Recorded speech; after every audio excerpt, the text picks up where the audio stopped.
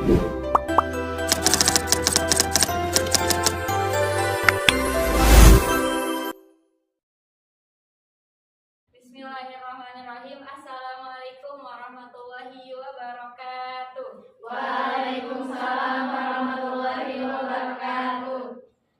Innal hamdalillah nahmaduhu wa nasta'inuhu wa nastaghfiruh wa na'udzu billahi min syururi anfusina wa min sayyiati a'malina. May yahdihillahu fala mudilla lahu wa may yudlilhu fala hadiyalah. Asyhadu an la ilaha illallah wahdahu la syarika lah wa asyhadu anna Muhammadan abduhu wa rasuluhu la nabiyya ba'dah. Puji dan syukur marilah kita panjatkan kehadirat Allah Subhanahu wa taala, karena atas rahmat dan hidayahnya lah kita dapat berkumpul, bermuajahah, belajar dan terus memperbaiki diri sampai pada hari ini. Alhamdulillah. Salawat serta salam semoga tetap tercurah limpahkan kepada junjungan kita semua, yakni Habibana wa Nabiyana Muhammad sallallahu alaihi wasallam, kepada keluarganya, kepada para sahabatnya, juga kita semua sebagai umatnya yang mudah-mudahan mendapatkan syafaatnya di yaumil akhir nanti. Amin ya rabbal alamin.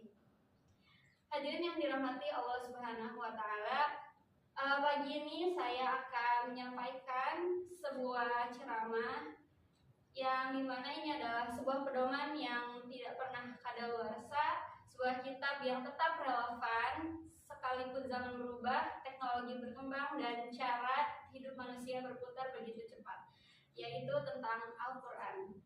Hadirin yang dirahmati Allah Subhanahu wa taala, jika hari ini kita melihat dunia tempat hidup kita, rasanya penuh sekali dengan informasi yang berloncatan dari segala arah, notifikasi di ponsel datang silih berganti, tapi di tengah kebisingan dunia, sebenarnya ada satu suara yang paling tenang, paling jernih, dan yang paling mampu menuntun, yaitu suara lantunan ayat suci Al-Quran yang kita baca. Mengapa Al-Quran begitu dahsyatnya pengaruhnya? Karena ia tidak hanya hadir sebagai teks untuk kita baca, tetapi sebagai petunjuk yang mampu menyentuh hati nurani, menggerakkan hati, dan menata ulang cara berpikir kita. Ayat-ayatnya dirancang bukan hanya untuk didengar, tetapi untuk hidup dalam diri manusia. Ketika seseorang benar-benar memberi ruang bagi Al-Quran di dalam hidupnya, kita bisa lihat perubahannya pada sikapnya, pilihannya, dan jiwanya.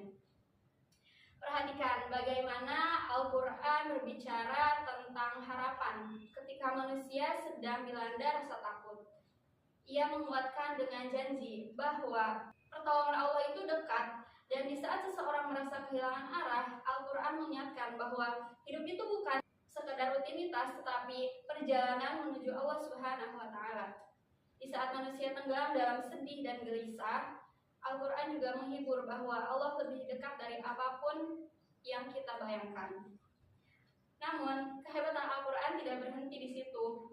Ia tidak hanya menjadi perenang jiwa, tapi juga jadi guru dalam kehidupan kita semua.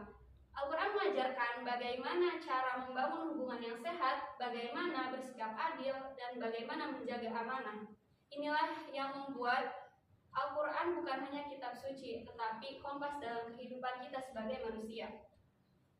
Masalahnya, banyak orang yang menghormati Al-Quran tetapi tidak membacanya. Banyak yang membacanya tapi tidak merenungi maknanya. Banyak yang memahami maknanya tetapi lupa mengambil sikap untuk mengamalkannya. Padahal, perubahan besar dalam kehidupan tidak datang dari keajaiban, tetapi dari keberanian untuk memulai, membuka Al-Quran, baca perlahan, dan mengizinkan ayatnya menyusup ke dalam hati.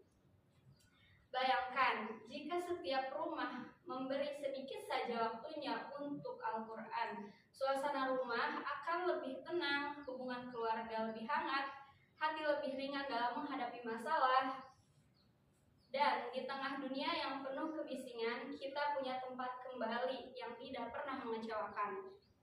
Hadirin yang dirahmati Allah Subhanahu wa taala, Al-Quran itu bukan sekedar bacaan. Ia adalah teman hidup, teman yang tidak menuntut, tidak menyalahkan, tidak membebani, tapi ia hanya meminta satu hal yang sederhana, yaitu dibaca. Setelah itu, Al-Quran yang bekerja untuk membersihkan, menenangkan, dan menuntun kita semua kepada hal kebaikan. Dan setiap orang yang memberi waktu kepada Al-Quran, cepat atau lambat, akan merasakan perubahan yang tak bisa disangka. Maka dari itu, marilah kita semua jadikan Al-Quran bagian dari hidup kita. Tidak perlu menunggu kondisi yang sempurna, gak perlu nunggu waktu luang yang panjang. Yang kita butuhkan adalah langkah kecil. Buka Al-Quran hari ini meskipun hanya 1 halaman. Karena dari 1 halaman itu Allah dapat membuka 1000 pintu kebaikan yang tidak pernah kita sangka. Maka dari itu jangan lupa baca Al-Qurannya hari ini ya.